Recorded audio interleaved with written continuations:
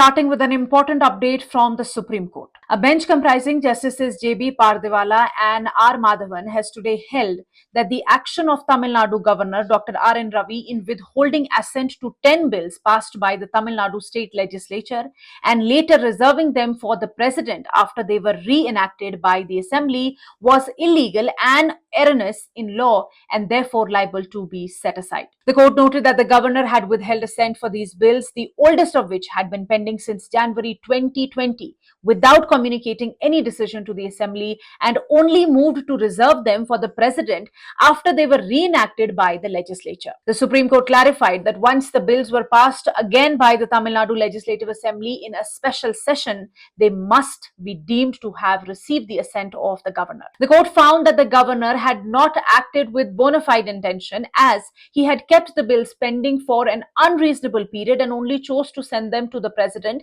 shortly after the Supreme Court's earlier ruling in the Punjab governor's case, where it was made clear that governors cannot effectively veto bills by indefinitely delaying the assent. This judgment, authored by Justice Pardiwala, explained that under the constitutional framework, there is no concept of absolute veto or pocket veto. Article 200 of the Constitution outlines that the governor must either grant the assent to a bill, withhold assent and send the bill back to the legislature for reconsideration, or reserve the bill for reconsideration of the President. But this reservation can only be done at the first instance. The court further clarified that the first proviso to Article 200 is not an independent power, meaning that if the governor decides to withhold assent, he must return the bill to the Assembly for reconsideration and cannot simply withhold assent indefinitely or take any other action. In this present case, the Attorney General had argued that since the governor withheld assent without returning the bills, the Assembly was not competent to reenact them. However,